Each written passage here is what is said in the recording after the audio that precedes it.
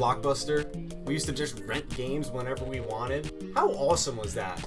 I used to consistently rent Dynamite Headdy. It's such a weird game for Sega Genesis. Let's check it out. Dynamite Headdy is a platformer made for Sega consoles in the mid-90s. Headdy, yes, that's his name, is trying to halt the terror of the evil puppet king, Dark Demon.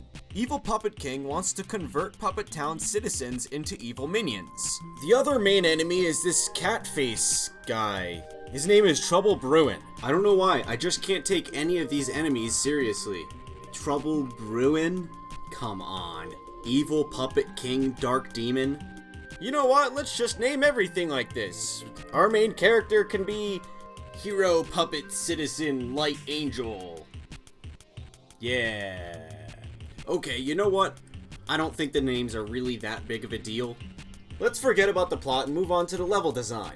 So some of the levels were pretty interesting, such as level 3, which had this 3D platform that you had to traverse while it teetered back and forth.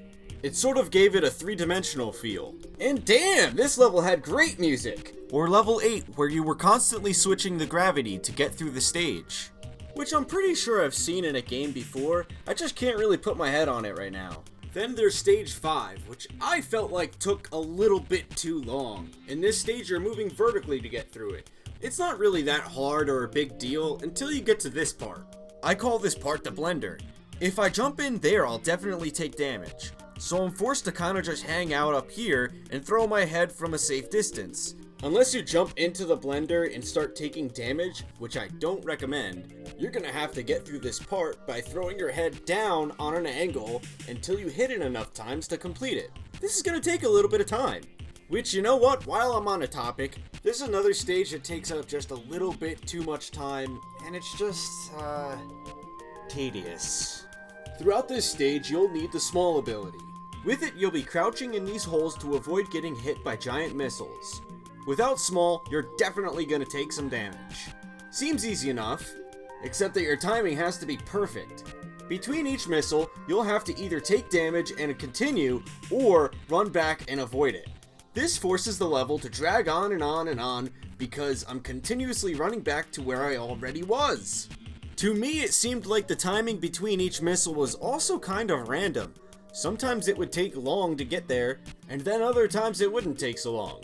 This made it way more stressful than it had to be. This game is constantly shoving new things down the player's throat. It wasn't enough to make the game bad by any means, but it was definitely exhausting. For example, check out this section, where I have to hit these little circle things into a pole to make a platform. This is the only section in the entire game where I have to murder these happy things to create a platform. Okay, no. Look closely. I'm taking these happy little innocent creatures and brutally stabbing them onto a pole to make a platform. Watch as the life drains from their bodies. Platforming. Or this god-awful spinning seesaw thing. Man, this thing took me forever to get on. Or the blender that I mentioned earlier. Or these strange feet that are just coming from the ceiling. And it's not that any of these parts are very difficult, it's just very inconsistent. Okay, some of the bosses in this game were fun. There's this one where you knock the clothes off a doll to damage it. That one was pretty easy. This boss is my favorite though. It was during the switch gravity stage. One side of his face was green, that moved relatively slow. The other side was this red face that moved really quick. You had to haul ass to get him to turn back into the green face. If you didn't, it would crush you with an insta-death. It was challenging, especially with all those obstacles in the way. On the flip side, some bosses were not so fun. For starters, this one took place on a circular plane. Every so often you'd be sent to the background, where Headdy got really small. So basically everything else took priority on the screen, except the character you're controlling. See why that could be an issue? Yeah. Damn, that's right. I forgot to, Babyface! Yep, you fight a giant babyface in the sky. Don't ask questions. Don't look at me for answers. Don't ask questions. I don't know what's going on here either. Don't ask questions. It's a giant baby face flying in the sky and you have to shoot it. You have to shoot it. You have to shoot it. Don't ask questions. Well, I held off as long as I could on this. The sound effects are bad. The sound effects are silly and doo-doo bad. Every time Headdy gets hit. Every power-up. Banana. This is one of the first things that the game greets you with. Yeah, thank God that's an optional tutorial. It's nice that this thing points out the weak spots on bosses, but... Shut up! Do I really need to be told every time? I mean, it's pointing at it with like a little stick. It's pointing at it. No, it's just gonna do that every single time. This is the game's most obvious and glaring flaw. The sound is just really obnoxious. The music is perfectly fine. I actually really enjoy the music in this game. But the sound effects are just annoying and they need to go away. Throughout this game, there's constantly signs in the foreground telling you how to progress. Oh crap, there's a giant tank in front of me. What am I supposed to do here? Oh, okay, I see. I have to hit these things up onto the spikes and then they'll fall down onto the tank. What, you didn't think I could figure that out on my own? And what is with these signs anyways? They're constantly telling me what level I'm playing or what stage it is. Or even advertising.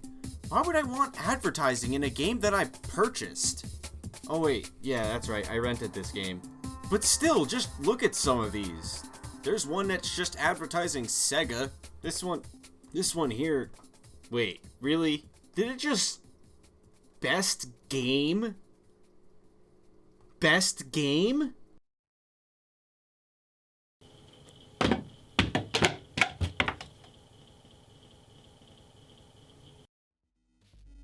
It's other stuff time.